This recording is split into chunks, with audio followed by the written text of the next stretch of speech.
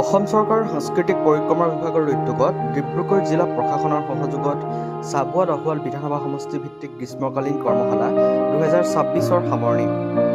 ভূপেন্দ্ৰ সংগীত আৰু পাৰ্বতী প্ৰসাদ বৰুৱাৰ গীতৰ লগতে নৃত্য কৰ্মশালাৰ সামৰণি। চাবুৱা কালাৰ্ছত এই অনুষ্ঠানৰ আয়োজন।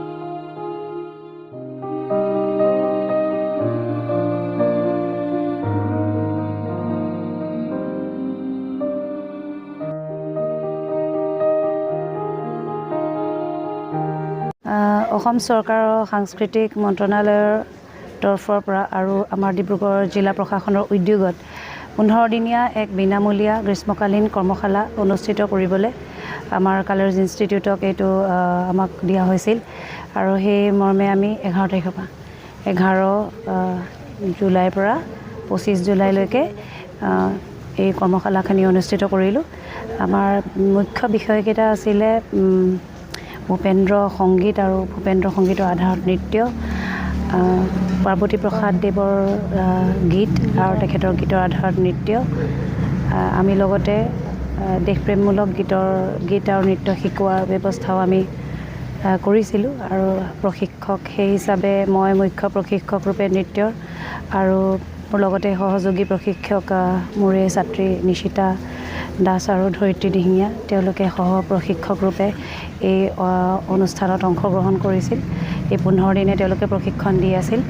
লগতে ৰহিম ডাঙৰীয়া তেখেতে গীতৰ প্ৰশিক্ষণ দি আছিল আৰু ছাত্ৰ ছাত্ৰীসকলে 15 দিনত যথেষ্টখিনি আয়ত্ব কৰিবলৈ সক্ষম হৈছে, যিহেতু ছাত্ৰ ছাত্ৰীসকলে মনোযোগ দিছিল আৰু মনোযোগী ছাত্ৰ ছাত্ৰীৰ বাবেই হয়তো আৰু শিকোৱাটো একাগ্ৰতাভাৱে শিকোৱা হৈছিল, সেইবাবে ছাত্ৰ ছাত্ৰীসকলেও এটা ভাল প্ৰদৰ্শন কৰিবলৈ আজি সক্ষম হৈছে বুলি মোৰ মনে ভাবিছে।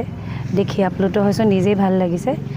আজি ছাত্ৰ ছাত্ৰীসকল এই দিশত অকণমান হ'লেও আমাৰ সাংস্কৃতিক দিশত যিটো আমাৰ অসমৰ সাংস্কৃতিক গৰিমা সেইটো বজাই ৰখাৰ ক্ষেত্ৰত আৰু ভৱিষ্যতলৈ আমাৰ সংস্কৃতিটো যাতে জীয়াই থাকে, আগবঢ়াই লৈ যাব পাৰে, সকলোৱে যে চেষ্টা কৰিছে কণমানিসকলৰ পৰা ডাঙৰলৈকে। আচলতে ষষ্ঠ শ্ৰেণীৰ পৰা দ্বাদশ শ্ৰেণীলৈকেহে ছাত্ৰীসকলক এই অংশগ্ৰহণ কৰিবলৈ দিয়া হৈছিল, যদিও আমাৰ ইয়াত কণ শিশু আহিছিল যিসকলক আমি অংশগ্ৰহণ কৰিবলৈ দিছিলোঁ। যদিও তেওঁলোকক মানপত্ৰ প্ৰদান কৰা নহ'ব চৰকাৰৰ, তথাপিও তেওঁলোকক কিন্তু আমাৰ কালাৰ্ছৰ তৰফৰ পৰা বিশেষ এখন মানপত্ৰ আমি প্ৰদান কৰিবলৈ আগবাঢ়িছোঁ আৰু তেওঁলোকেও বহুত লাভান্বিত হৈছে। তেওঁলোকৰ মনত এই সংস্কৃতিৰ প্ৰতি আমাৰ যিটো সন্মান থাকিব লাগে, যিটো আমি জানিব লাগে, যিটো আমাৰ জীৱনৰ এটা অপৰিহাৰ্য অংগ, আমি এৰিব নোৱাৰোঁ, কাৰণ সংস্কৃতি অবিহনে কোনো জাতি জীয়াই থাকিব নোৱাৰে।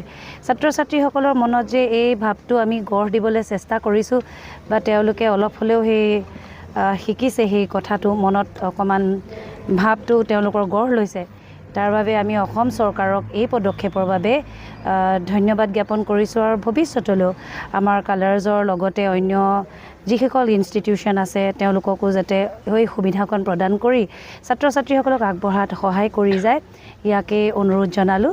ধন্যবাদ। অংশগ্ৰহণ কৰিছিল আমাৰ 60ৰো অধিক ছাত্ৰ ছাত্ৰীয়ে অংশগ্ৰহণ কৰিছিল, কিন্তু আচলতে 50গৰাকীহে সৰ্বাধিক ছাত্ৰ ছাত্ৰীক অংশগ্ৰহণ কৰিবলৈ দিয়া হৈছিল, কিন্তু 60গৰাকীৰ অধিক আছিলে।